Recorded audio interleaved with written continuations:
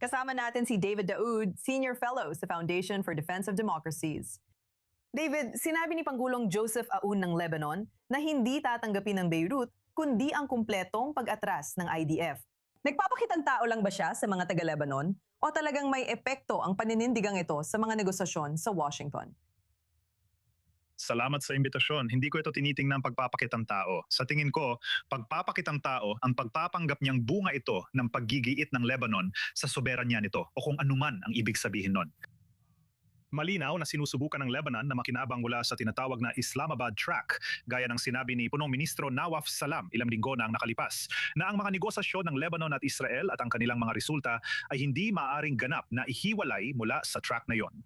Ang mangyayari ngayon ay ang isang kahilingan ng Lebanon, ang pag-atras ng Israel, ganap na pag-atras ng Israel mula sa Timog Lebanon, isang matagal ng kahilingan ng Lebanon, ay inuulit din mula sa mga bulwagan ng kapangyarihan sa Tehran para sa malinaw na mga dahilan. Gusto nilang bawiin hanggat maaari ang mga dagok na tinamo ng proxy nilang Hezbollah, kasama rito ang okupasyon ng Israel sa Timog Lebanon. Tumatama ito sa puso ng kwento ng paglaban ng Hezbollah. Noong Mayo 25, 2,000 maling inaangkin ng Hezbollah na sila ang nagpalaya sa Israel mula Timog, Lebanon sa lakas militar.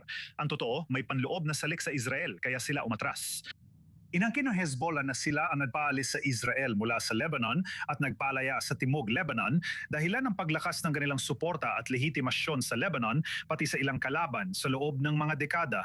Kung ang aksyong militar ng Hezbollah sa Lebanon ay magpapabagsak sa pondasyong alamat na yon, hindi lang ito pagkatalong militar para sa Hezbollah. Pagkatalo ito sa salaysay ng Hezbollah at iyon ang sinusubukang baligtarin ng Iran at tugma rin ito sa posisyon ng Lebanon. Pwedeng umupo lang ang mga Lebanese at magkunwari tungkol sa soberanya habang nakikipagnegosasyon para sa sarili nilang interes. Kung titignan ang mga nangyari, Iran ang nagpapalakas ng pressure dahil gusto ng US na manatili sa kasunduan kaya nagkakaroon ng demand at pressure ng Amerika sa Israel.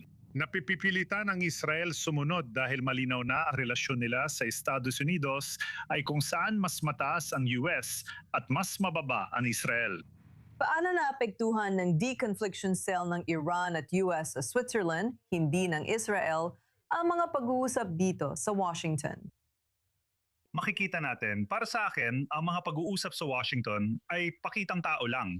Ito ay isang palabas lang na ginagawa para, kunyari, hindi Iran ang siyang nagdidikta at nagtatakda ng mga patakaran kung ano ang mangyayari sa Lebanon. Kaya sa tingin ko, kahit ano pa ang mangyayari sa mga pag-uusap sa Washington, hindi talaga yon mahalaga. Isa lang itong pagkakataon para mapapicture.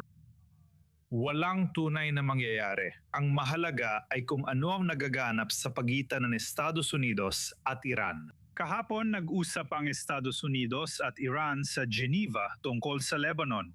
Naiulat ito bago pa magsimula ang pag-uusap at mahalaga ito para sa Iran. Alam mo, tingnan mo, ang Iran ay nakipagmatigasan sa Estados Unidos. Simula kalagitnaan ng Abril, isinugal ang patuloy na aksyong militar ng Amerika at Israel laban sa Iran, pati sakit na dulot nito para lang may ligtas ang Hezbollah. Sinasabi nila kung hindi ninyo ititigil ang digmaan laban sa Hezbollah, kami, alam mo, sa Lebanon, ayon sa pagkakalahad nila o talaga namang digmaan laban sa Hezbollah, handa kaming magtatuloy na tiisin ang sakit ng tuloy-tuloy na aksyong militar ng Israel o ng Israel at Amerika. Ganon kahalaga ito para sa mga Iranian. Kaya ito ay talagang nasa usapang may kinalaman sa Iran.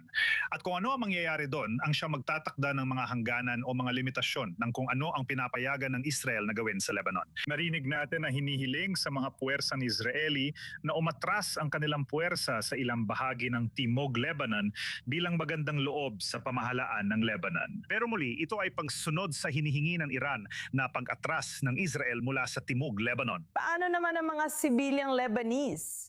Naiinis ba sila ng Iran ang siyang nagpapasya? Kapag pinag-uusapan natin ang soberanya, hindi lang ito nakakapekto sa gobyerno ng Lebanon, kundi pati na rin sa mga sibilyang Lebanese mismo. Galit ba sila? O masaya lang sila na maaring matapos na ang digmaan sa lalong madaling panahon?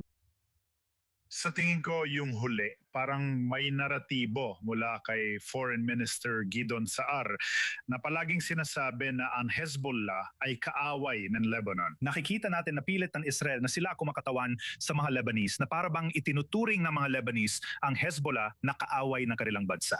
Laging pareho ang plataporma ni Secretary of State Marco Rubio. Maraming galit sa Lebanon, lalo na sa ilang sektor doon. Bigyan diin natin yan dahil hindi nagkakaisa ang Lebanon sa damdamin at pambansang pagkakakilanlan. Kaya ang ilang bahagi ng lipunang Lebanese ay galit na galit sa Hezbollah dahil sinimulan nila ang digmaang ito nang hindi naman kailangan para sa banyagang layunin. Sigurado akong may galit din sa komunidad ng Shia na pangunahing sumusuporta sa Hezbollah. Sa palagay ko, karamihan sa mga Lebanese na yon ay gusto na matapos ang digmaan at usapin tungkol dito. Sa mga Lebanese Shiite, wala tayong nakikitang senyales na sa malaking bilang ay tinatalikuran nila ang Hezbollah. Kailangan ba talagang gawing itinakwil na organisasyon ang organisasyong ito mula sa pagiging bahagi ng lipunan at pagkakaisa ng mga Lebanese Shiite? Sa mas malawak na usapan, ang mga Lebanese na laban sa Hezbollah ay laban din sa Israel at tantay rin ang tindi ng ayaw nila sa mga Israeli. At ang nangyayari sa mga Israeli ay nakikinig sila sa isang maliit na grupo ng mga Lebanese, mga aktivistang Lebanese na karamihan ay nakabase sa DC na maaring may ibang pananaw tungkol sa Israel. Sila, kapag pinag-uusapan ang pambansang pagkakaisa ng mga Lebanese, ay maliit lang na bahagi ng pagkakaisa ng mga Lebanese. Kahit ipinapakita nilang kinakatawan nila ang mas malawak na pagkakaisa, wala namang patunay na kinakatawan nila ang lahat. Sa tingin ko, karamihan sa Lebanese gusto nang matapos ang digmaan kahit anong paraan. Kung gusto man nila ng pamamayani ng Iran sa kanilang bansa o dominasyon sa kanilang bansa, pangalawang tanong na lang yon na haharapin nila pagkatapos nilang gustong matapos ang digmaan at ang kanilang nararamdaman tungkol sa Hezbollah at Israel. Na muli, ang tinutukoy natin ay ang nakararami, ang karamihan ng mga Lebanese, hindi ang mga Shiite, ay pareho ang negatibong pananaw. David Daoud, masaya kaming makasama ka sa I24 News English at marinig ang iyong opinyon sa sitwasyon sa Lebanon at kung sino ang may kontrol.